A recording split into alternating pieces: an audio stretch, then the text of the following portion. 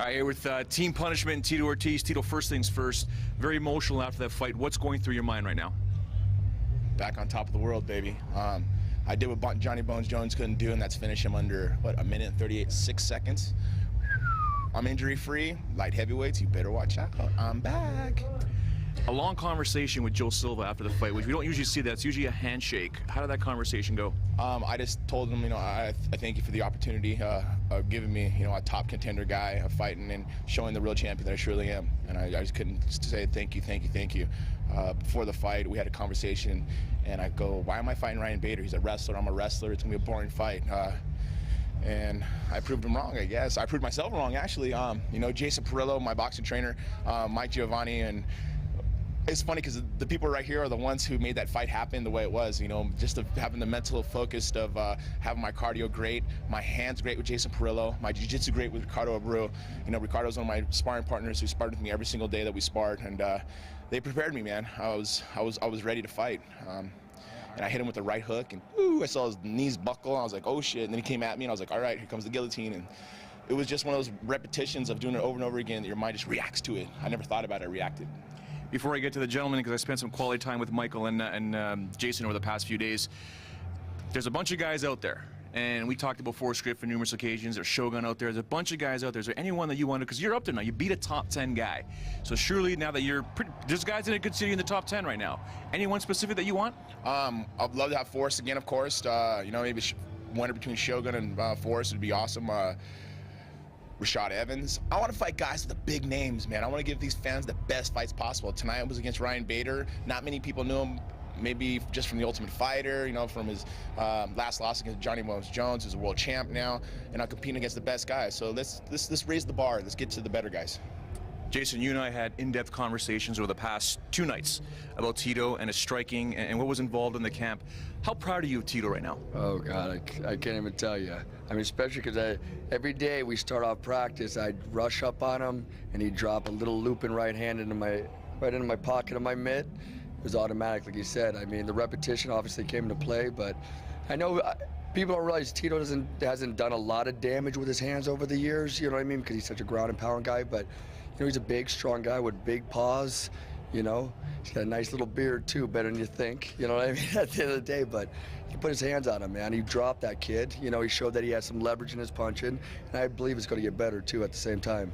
There was a bit of nerves coming into the fight. We discussed it. I was the one that brought it up. I'm like, Tito's been in so many wars. Is he going to be gun shy? And you kept shaking your head. No, he's not going to be gun shy, but he's got to get in there and bang away. A big part of that, I mean, it's mentally. I mean, we the guys, we're trying to get into Tito's head the best we can. Me as a boxing coach, in order to fight in a boxing game, you got to step into that pocket and be willing to let your hands go. If you're not willing to let them go, you're going to sit on the outside and just pack away and get beat. At the end of the day, we had to take a little fear of getting in that pocket. Tito's been through wars and fought the best guys over the years. So, there was some hesitation there, I think, with his injuries in the past and whatever's been just going on in his life. He decided he's going to be hungry again. He decided he's going to be hungry again and wants to be a fighter. And he came out and fought and put his melon in that firing line, and he won when he got in that firing line. And speaking of his melon, someone over here keeps putting him in a gas mask. You and I had a long conversation about this gas mask and how I think it's absolutely nuts, but it paid dividends. Even though the fight didn't go long, you can tell it was a different Tito Ortiz, even walking out there. Definitely different Tito Ortiz. We went through some hard training sessions. I put him to the test. He didn't like it, but now he loves it now. I still don't like it, but all right, whatever. But it just tests you. You know what I mean? You got to put yourself in that element, push it to the limit. And that's what I did for him. Not just physically, but mentally as well. I have a little things that I do here and there. While we're training. To get him there physically and mentally. It's not just being prepared in the gym, but putting it to work in the ring. You know what I mean? So if you can put the work in the gym and show yourself on the ring, you're going to take care of business, and he sure did. For sure. your lovely wife insisted that she show me the video of Tito training, and as I was watching the video, I kept feeling sorry for Tito, and my hatred for you continued to grow. I'm like, you're punishing this guy, but let's be honest. Talk about some of the stuff that you had to make Tito do, because even though he's a fighter, he's still a man. He can obviously quit whenever he wants, but you have to push this guy.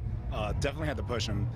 Most people are intimidated by him. Obviously, it's Tito Ortiz. Nobody wants to yell at him. But you got to force yourself. And you know, I tell you, he was one of the guys who pushed me. I say, no, dude, not. He goes, bullshit. Stop being a pussy. You want to shut these people up? You got to do it. And I was like, okay. We got to 4 rounds the first week. The second week was 5 rounds, and the last 5 weeks were 6 rounds. And I would go through, like, I don't know if I could do it. He's like, no, you can do it. Bullshit. You can do it. You can do it. And he always was there to push me to the next level. I'm very thankful because of it. And of course, probably the happiest man here right now is because of the submission. Ricardo, a guy that's given Roger Gracie fits over the years. Let's talk about how happy are you that Tito got the guillotine finish? Yeah, I was so happy I almost jumped the gauge. The guys was holding me to don't jump. But it was really good. It was like a team, you know. It was one energy on the backstage, on the room. And I was together with Tito when he started training, and I follow up all progress. So day by day he get better, day by day get better, day by day. Joey, Michael did a great job, and mainly him. We just help him. He wanted that. He get it. We just give what we are the best. So we give it to him, and he can hold it and use here today. Just so he's the champion, not us. We just help him to keep going. All right, guys, thank you much for your time. And is this you've got a final chance to convince the bosses who's standing right there to get me to come down to the training center. I might work with all these guys, so it's not just you. I think you come down and then depending on how you do in the beer, the beer, in the gym, how you do in the gym, we see we get rid of this bad boy. Do we have one? Oh no! Oh, it's tighter than you think. Actually, at the end of the day, dude. Well, actually, I took a large time out of my life to come do your job. So now you can come down to my gym and help me show all the Canadian fans how great my gym is. Now that I won and I didn't lose, and I told everybody I'm still the champ, I'm still here, I'm not going anywhere. Come down and check it out. There you go. The final chapter has not been written for Tito Ortiz. The new chapter has now begun.